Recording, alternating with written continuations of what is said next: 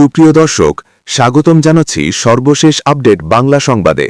শুরুতেই জানিয়ে দেব সংবাদ শিরোনাম, এরপর থাকছে বিস্তারিত। শুরুতেই জানিয়ে দেব রাজনৈতিক জটিলতা, শুরুতেই সংকটে তারেক, 1 বছরও টিকবে না সরকার। বিস্তারিত থাকছে প্রতিবেদনে। আরও জানিয়ে দেব ক্ষমতা নিয়েই চাঁদাবাজিকে বৈধতা দিতে মরিয়া বিএনপি। বিস্তারিত থাকছে প্রতিবেদনে। আরও জানিয়ে দেব জেনারেল ওয়াকারকে শায়েস্তা করবেন তারেক, খেলা শেষ সেনাপ্রধানের। বিস্তারিত থাকছে প্রতিবেদনে। আরও জানিয়ে দেব ভোটে জিততে ভারতের সঙ্গে আঁতাত করেছে বিএনপি, বিস্ফোরক নাহিদ ইসলামের। বিস্তারিত থাকছে প্রতিবেদনে। আরও জানিয়ে দেব বিএনপির মারপ্যাচে ইউনূসের স্বপ্ন ভেঙে চুরমার। বিস্তারিত থাকছে প্রতিবেদনে। এবং সর্বশেষ জানিয়ে দেব নারায়ণগঞ্জে বিএনপির দুপক্ষের সংঘর্ষে আহত 4। বিস্তারিত থাকছে প্রতিবেদনে। সুপ্রিয় দর্শক, এতক্ষণ শুনছিলেন সংবাদ শিরোনাম, এবারে শুনবেন বিস্তারিত। তার আগে ভিডিওটি ভালো লাগলে এবং সর্বশেষ আপডেট নিউজ পেতে চ্যানেলটি সাবস্ক্রাইব করুন। ধন্যবাদ। বিএনপির নির্বাচিত সংসদ সদস্যরা সংবিধান সংস্কার পরিষদের সদস্য হিসেবে শপথ না নেয়ায় কৌশল ঠিক করতে বৈঠকে বসছে জামায়াতে ইসলামীর নেতৃত্বাধীন 11 দলীয় জোটের সংসদ সদস্যরা। আজ মঙ্গলবার 17 ফেব্রুয়ারি জাতীয় নাগরিক পার্টি এনসিপির মিডিয়া সেল এ তথ্য জানিয়েছে। এদিকে জুলাই জাতীয় সনদ সংবিধান সংস্কার বাস্তবায়ন আদেশ 2025 অনুসারে গণভোটের হ্যাঁ ভোট বিজয়ী হলে নির্বাচিত সংসদ সদস্যরা সংবিধান সংস্কার পরিষদের দায়িত্ব পালন করবেন। এমপি হিসেবে শপথ নেয়ার পাশাপাশি সংবিধান সংস্কার পরিষদের শপথ নেবেন। কিন্তু বিএনপির পক্ষ থেকে বলা হয়েছে বিষয়টি সংবিধানে নেই, তারা পরিষদের সদস্য হিসেবে শপথ নেবে না। তাই সংসদ সচিবালয়ে প্রস্তুতি থাকার পরেও সংবিধান সংস্কার পরিষদের শপথ অনুষ্ঠান হয়নি। সদ্য সমাপ্ত ত্রয়োদশ জাতীয় সংসদ নির্বাচনে বিজয়ী নতুন সংসদ সদস্যদের শপথ পাঠ করিয়েছেন প্রধান নির্বাচন commissioner CEC AMM Nasir Uddin. মঙ্গলবার 17 ফেব্রুয়ারি জাতীয় সংসদ ভবনের শপথ কক্ষে সরকার ও বিরোধী দলীয় সদস্যরা পর্যায়ক্রমে সংসদ সদস্য হিসেবে শপথ গ্রহণ করেন। একই সঙ্গে তাদের সংবিধান সংস্কার পরিষদ সদস্য হিসেবে শপথ গ্রহণের প্রস্তুতি থাকলেও সেই শপথ গ্রহণ করেননি বিএনপি নেতৃত্বাধীন জোট থেকে নির্বাচিত ও স্বতন্ত্র সংসদ সদস্যরা। দেশের ইতিহাসে দ্বিতীয়বার কোনো সিইসি নির্বাচিত সংসদ সদস্যদের শপথ পাঠ করালেন। এর আগে 1991 সালে রাষ্ট্রপতি শাসিত সরকার ব্যবস্থা থেকে সংসদীয় পদ্ধতিতে ফিরে আসায় নবনির্বাচিত সংসদ সদস্যদের শপথ পাঠের জন্য স্পিকার ছিলেন না। সাংবিধানিক শূন্যতা এড়াতে ও নতুন সরকার গঠনের প্রক্রিয়া ত্বরান্বিত করতে তৎকালীন প্রধান নির্বাচন কমিশনার সিইসি নবনির্বাচিত সদস্যদের শপথ পাঠ করিয়েছিলেন। সংবিধান অনুযায়ী দেশের আইনসভার সদস্যরা তাদের দায়িত্ব পালনের শপথ নেন আগের সংসদের স্পিকারের কাছ থেকে। তবে 24 জুলাই অভ্যুত্থানের পর পরিবর্তিত পরিস্থিতিতে দ্বাদশ সংসদের স্পিকার ড শিরিন শারমিন চৌধুরী প্রকাশ্যে নেই ডেপুটি স্পিকার শামসুল হক টুকু হত্যা মামলায় কারাগারে। সে কারণে সংবিধানের বিকল্প বিধান অনুসারে নবনির্বাচিত সংসদ সদস্যরা সিইসির কাছ থেকে শপথ নেন। গতকাল পর্যায়ক্রমে বিএনপির 208 জন, জামায়াতে ইসলামীর 68 জন, জাতীয় নাগরিক পার্টির এনসিপির 6 জন, গণসংহতি আন্দোলনের 1 জন, গণ অধিকার পরিষদের 1 জন, ইসলামী আন্দোলন বাংলাদেশের 1 জন, খেলাফত মজলিসের 1 জন, বাংলাদেশ খেলাফত মজলিসের 2 জন, বাংলাদেশ জাতীয় পার্টির বিজেপির 1 জন এবং স্বতন্ত্র প্রার্থীদের 7 জন শপথ কক্ষে শপথ গ্রহণ করেন। শপথ অনুষ্ঠান পরিচালনা করেন সংসদ সচিব কানিজ মাওলা। মঙ্গলবার দিন সকাল থেকে শপথ নিতে জাতীয় সংসদ ভবন এলাকায় আসতে থাকেন নবনির্বাচিত সংসদ সদস্যরা। প্রধান নির্বাচন কমিশনারের সঙ্গে তারা বলেন, সংসদ সদস্য নির্বাচিত হইয়া সশ্রদ্ধ চিত্তে শপথ করিতেছি যে আমি যে কর্তব্যভার গ্রহণ করিতে যাইতেছি তাহা আইন অনুযায়ী ও বিশ্বস্ততার সহিত পালন করিব। আমি বাংলাদেশের প্রতি অকৃত্রিম বিশ্বাস ও আনুগত্য পোষণ করিব এবং সংসদ সদস্যরূপে আমার কর্তব্য পালনকে ব্যক্তিগত স্বার্থের দ্বারা প্রভাবিত হইতে দিব না। শপথ গ্রহণ শেষে সবাই শপথপত্রে নিজেদের আসনের নাম লিখে সই করেন। এরপর সংসদ সচিবালয়ে অন্যান্য আনুষ্ঠানিকতায় অংশ নেন। সংসদ সদস্য পদে নির্বাচিতদের শপথ পড়ানোর পর সংবিধান সংস্কার পরিষদ সদস্যদের শপথও পড়ান সিইসি। জামায়াতে ইসলামী এনসিপি সহ তাদের জোটের সদস্যরা এই শপথ নিলেও বিএনপি নেতৃত্বাধীন জোটের ও স্বতন্ত্র সদস্যরা এই শপথ নেননি। এ বিষয়ে শপথ গ্রহণের আগে বিএনপির এক্সিকিউটিভ কমিটির সদস্য সালাহুদ্দিন আহমেদ দলীয় অবস্থান তুলে ধরেন। তিনি বলেন, গণভোটের রায় অনুযায়ী সংবিধান সংস্কার পরিষদ গঠিত হলে সেটা সংবিধানে আগে ধারণ করতে হবে। সংবিধান সংস্কার পরিষদের সদস্যদেরকে শপথ পড়াবেন সেটা বিধান করতে হবে। সংবিধান সংস্কার পরিষদের শপথ ফর্ম থাকলেও আমরা বিএনপিকেও সংবিধান সংস্কার পরিষদের সদস্য হিসেবে নির্বাচিত হইনি। এছাড়া সংবিধানে এটা এখনও ধারণ করা হয়নি। এই শপথের বিধান সংবিধানে নেই। আমরা সংবিধান মেনে এ পর্যন্ত চলছি, সামনের দিনেও চলব। এরপরই জাতীয় সংসদ সচিবালয়ের শপথ গ্রহণ কক্ষে আসতে শুরু করেন জামায়াতে ইসলামীর নেতারা। জামায়াতে ইসলামীর আমির ডাক্তার শফিকুর রহমান সহ দলের নির্বাচনে জয়ী অন্য নেতারা শপথ নেন। প্রথমে তারা সংসদ সদস্য হিসেবে এবং পরে সংবিধান সংস্কার পরিষদের সদস্য হিসেবে শপথ নেন। এর আগে সংসদ ভবনে এক বৈঠকে শপথ গ্রহণের বিষয়ে আলোচনা করেন। তৃতীয় ধাপে একইভাবে শপথ গ্রহণ করেন এনসিপি থেকে নির্বাচিত সংসদ সদস্যরা। এরপর গণসংহতি আন্দোলনের প্রধান সমন্বয়ক জনায়েত সাকি এবং পরে গণ অধিকার পরিষদের নুরুল হক নূর ও স্বতন্ত্র সংসদ সদস্যরা শপথ নেন। তবে তারাও সংবিধান সংস্কার পরিষদের সদস্য হিসেবে শপথ গ্রহণ করেননি। এই অবস্থায় সংবিধান সংস্কার পরিষদের ভবিষ্যৎ এবং জুলাই সনদ বাস্তবায়নের কি হবে তা নিয়ে জনমনে নানা প্রশ্ন দেখা দিয়েছে। এদিকে ক্ষমতায় আসার পর জনদুর্ভোগ লাঘবে কঠোর পদক্ষেপের প্রত্যাশা থাকলেও পরিবহন খাতের চাঁদাবাজি নিয়ে বিতর্কিত মন্তব্য করেছেন নতুন সরকারের সড়ক পরিবহন, রেল ও নৌ পরিবহন মন্ত্রী শেখ রবিউল আলম। মালিক শ্রমিক সংগঠনের নামে তোলা টাকাকে চাঁদাবাজি বলতে নারাজ তিনি। মন্ত্রীর এমন অবস্থানকে প্রকারান্তরে চাঁদাবাজিকে বৈধতা দেওয়ার চেষ্টা হিসেবে দেখছেন সাধারণ মানুষ ও বিশেষজ্ঞরা। বৃহস্পতিবার ১৯ ফেব্রুয়ারি সচিবালয়ে দায়িত্ব গ্রহণের পর প্রথম আনুষ্ঠানিক সংবাদ সম্মেলনে মন্ত্রী শেখ রবিউল আলম বলেন, সড়কে যে টাকা তোলা হয় সেটিকে আমি প্রথাগত চাঁদাবাজি হিসেবে দেখি না। মালিক ও শ্রমিক সমিতি তাদের কল্যাণে এটি ব্যয় করে। এটি অনেকটা অলিখিত বিধির মতো। সমঝোতার ভিত্তিতে টাকা তোলা হচ্ছে, জোর করে নয়, তাই একে চাঁদা বলা যাচ্ছে না। তিনি আরও যোগ করেন, সাধারণত ক্ষমতায় থাকা দলের শ্রমিক সংগঠনের আধিপত্য থাকে এবং তারা নিজেদের মধ্যে আলোচনার মাধ্যমেই এটি করে। তবে এই টাকার পরিমাণ বাড়তি কিনা তা সরকার খতিয়ে দেখবে বলে আশ্বাস দেন তিনি। বিশ্লেষকদের মতে, চাঁদা জোর করে নেওয়া হোক বা তথাকথিত সমঝোতার নামে এর কোনো আইনি ভিত্তি নেই। জোর করে আদায় করা যেমন অপরাধ, সমঝোতার দোহাই দিয়ে অর্থ আদায়ও সমানভাবে অবৈধ। মন্ত্রী যেখানে এই অরাজকতা বন্ধে কঠোর বার্তা দেবেন, সেখানে তার এমন সাফাই চাঁদাবাজদের আরও উৎসাহিত করবে বলে আশঙ্কা করা হচ্ছে। সড়ক পথে এই চাঁদাবাজির চূড়ান্ত ভার বইতে হচ্ছে সাধারণ ভোক্তাকে। উদাহরণস্বরূপ, উত্তরবঙ্গ থেকে ৫ টাকায় কেনা একটি ফুলকপি ঢাকায় আসতে আসতে ৩০-৪০ টাকা হয়ে যায়। এর পেছনে শুধু পরিবহন খরচ নয়, বরং পথে পথে দেওয়া এই সমঝোতার চাঁদা একটি বড় কারণ। বাসের ভাড়া বৃদ্ধির পেছনেও এই অবৈধ অর্থ লেনদেনে দায় রয়েছে।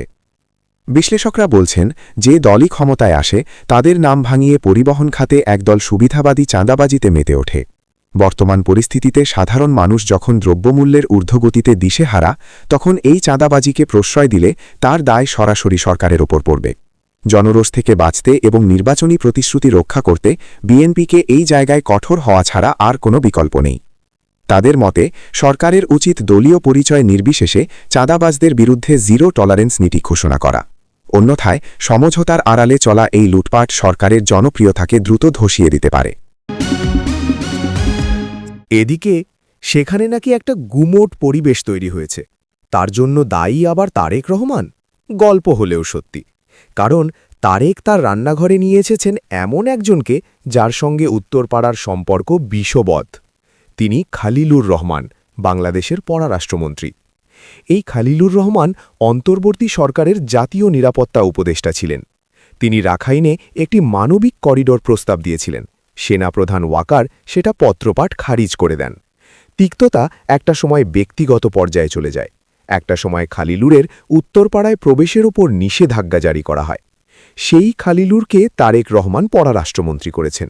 এটা সেনাপ্রধান ওয়াকারের জন্য হুমকি বার্তা, অনেকটা বিষ দিয়ে বিষ মারা বা লোহা দিয়ে লোহা কাটা। সেনাপ্রধানের ওপর তারেকের অসন্তুষ্টির আরও কারণ রয়েছে। জিয়া যখন কার্যত মৃত্যুর দ্বারপ্রান্তে উপস্থিত, সেই সময় তারেক দেশে ফিরতে চেয়েছিলেন। তিনি সামাজিক যোগাযোগ মাধ্যমে নিজের উৎকণ্ঠার কথা জানান। সেই সময় জিয়াপুত্র বলেছিলেন, এমন সংকটকালে মায়ের স্নেহ স্পর্শ পাবার তীব্র আকাঙ্ক্ষা যে কোনো সন্তানের মতো আমারও রয়েছে, কিন্তু অন্য আর সকলের মতো এটা বাস্তবায়নের ক্ষেত্রে আমার একক সিদ্ধান্ত গ্রহণের সুযোগ অবারিত ও একক নিয়ন্ত্রণাধীন নয়। স্পর্শকাতর এই বিষয়টি বিস্তারিত বর্ণনার অবকাশও সীমিত।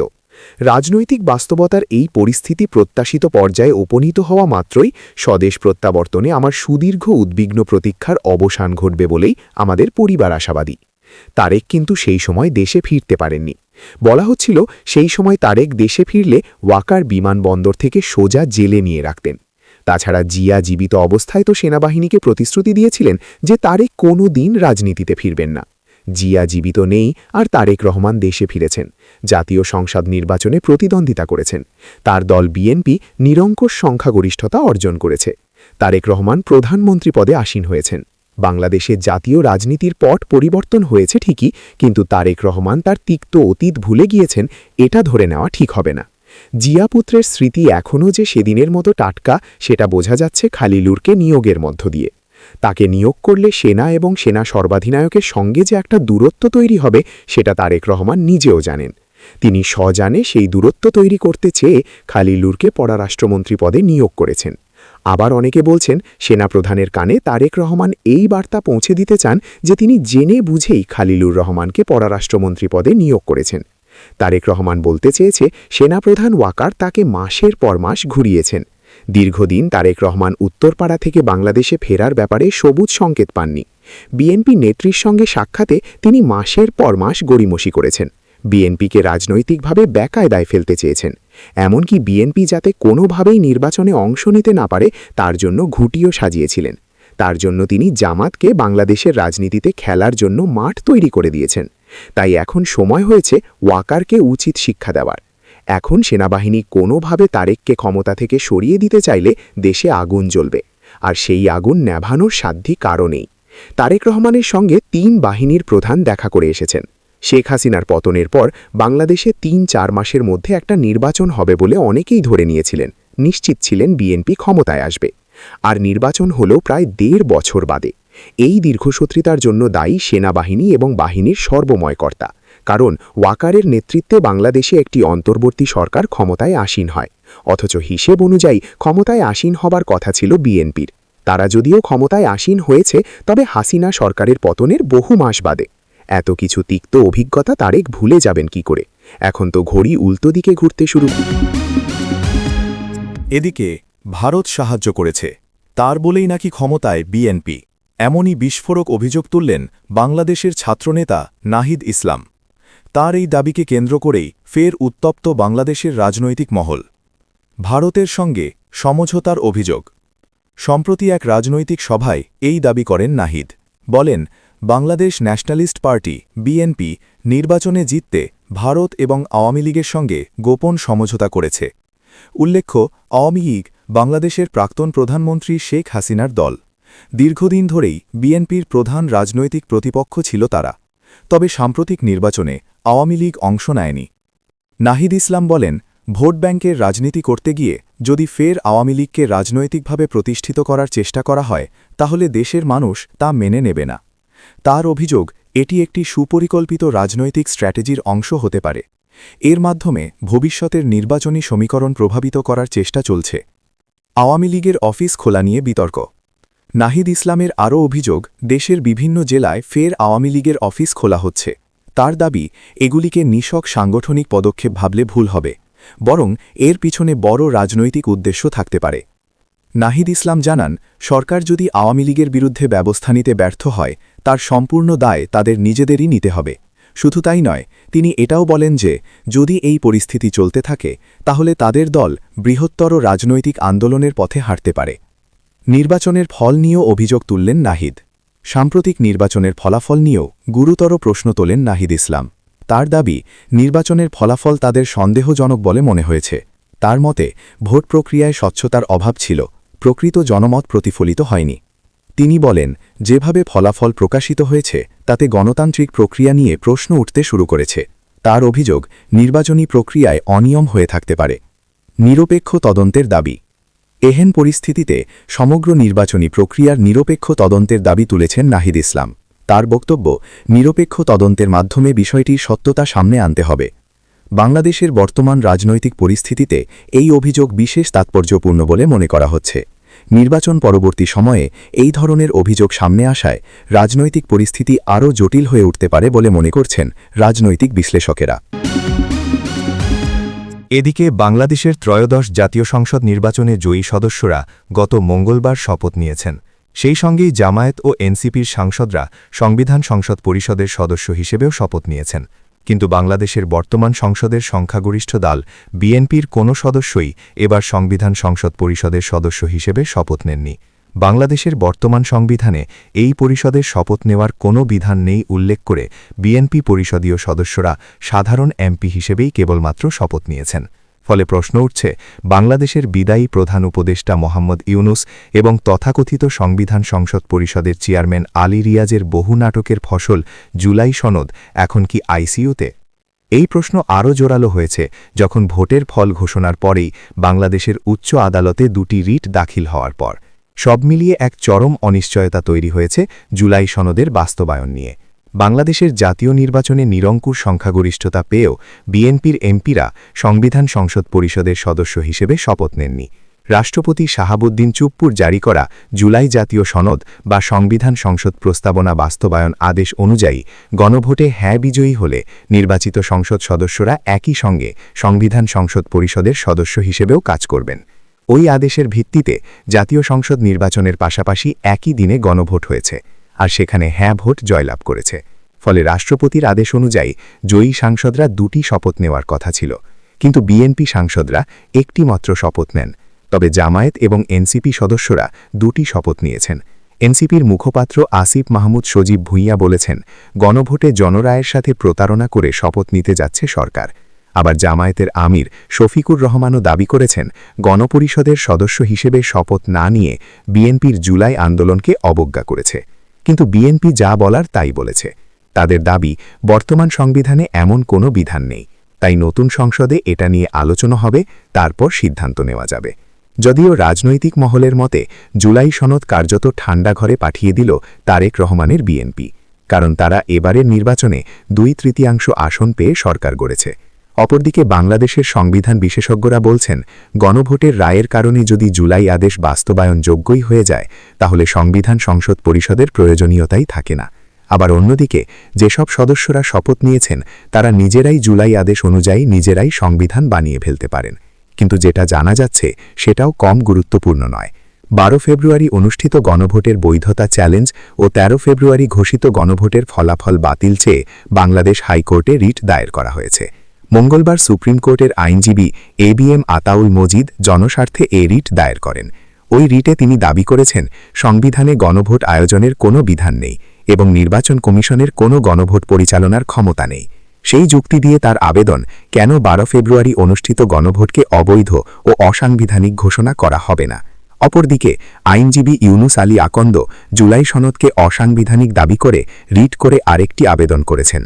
ওয়াকিবহল মহলের মতে জামায়াত ও এনসিপির 77 জন সদস্য শপথ নিলেও তারা সংবিধান লঙ্ঘনের দায়ে ফেঁসে যেতে পারেন। বিএনপি ঠিক এই আইনি জটিলতা চিহ্নিত করেই মঙ্গলবার শপথ নেননি গণপরিষদের সদস্য হিসেবে। এখন অনেকের মনেই প্রশ্ন, 12 ফেব্রুয়ারির গণভোটের ফল কি শেষ পর্যন্ত বাতিল হয়ে যাবে, নাকি জুলাই সনদ চলে যাবে হিমঘরে? সব মিলিয়ে যা বোঝা যাচ্ছে, মোহাম্মদ ইউনুস এবং ছাত্রনেতাদের স্বপ্নের জুলাই সনদ বা সংবিধান সংশোধনের প্রচেষ্টা আপাতত চরম অনিশ্চয়তার মুখে দাঁড়িয়ে। এদিকে চাঁদাবাজির ঘটনাকে কেন্দ্র করে শনিবার 21 ফেব্রুয়ারি বিকেল থেকে রাত 9টা পর্যন্ত ফতুল্লার পঞ্চবটি গুলশান রোড এলাকায় এ সংঘর্ষের ঘটনা ঘটে। সংঘর্ষে জড়িত ইয়াসিন আরাফাত ও আলিফ দেওয়ান গ্রুপের সদস্য। আহতদের মধ্যে জাতীয় নাগরিক পার্টির এনসিপির নেতাকর্মীও রয়েছে বলে স্থানীয় সূত্রে জানা গেছে। এই বিষয়ে নারায়ণগঞ্জ এনসিপির জেলা সংগঠক আলিফ দেওয়ান বলেন, ইয়াসিন আরাফাতের কোনো পদপদবি নেই। তিনি নির্বাচনের সভারে মামাদের সঙ্গে ছিলেন, এখন পঞ্চবটি মোড়ে ফুটপাতে চাঁদাবাজি করেন। এই বিষয়ে প্রতিবাদ করায় আমাদের এনায়তনগর ইউনিয়ন এনসিপির সংগঠক বিপ্লবকে রাস্তা থেকে ধরে নিয়ে ইয়াসিন আরাফাত তাদের রোলিং মিলে নিয়ে এলাপাতারি মারধর করেন। এ ঘটনায় থানায় অভিযোগ করা হয়েছে। অভিযোগ অস্বীকার করে ইয়াসিন আরাফাত জানান, তিনি পঞ্চবটি এলাকার এমলেদিয়া রোলিং মিলের মালিক। শনিবার বিকেলে আলিফের নেতৃত্বে সাব্বির, বিপ্লব, সিয়াম, রাসেল সহ একদল সন্ত্রাসী পঞ্চবটি এলাকায় তার মালিকানাধীন এমলেদিয়া রোলিং মিলে এসে 20 লাখ টাকা চাঁদা দাবি করেন। চাঁদা না পেয়ে তাদের প্রতিষ্ঠানের কর্মকর্তাসহ 4 জনকে মারধর করে আহত করেছে এবং আগামী 24 ঘণ্টার মধ্যে দাবিকৃত চাঁদা না দিলে রোলিং মিল জ্বালিয়ে দেওয়ার হুমকি দিয়ে চলে যান। এ বিষয়ে থানায় অভিযোগ করা হয়েছে।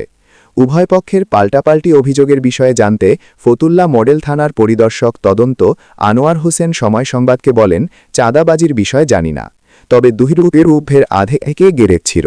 এ নিয়ে 2 গ্রুপের মধ্যে মারামারি হয়েছে। এ ঘটনায় আলিফের পক্ষ থানায় লিখিত অভিযোগ দিয়েছে। অভিযোগের বিষয়ে তদন্ত চলছে। তদন্ত করে আইনগত ব্যবস্থা নেওয়া হবে।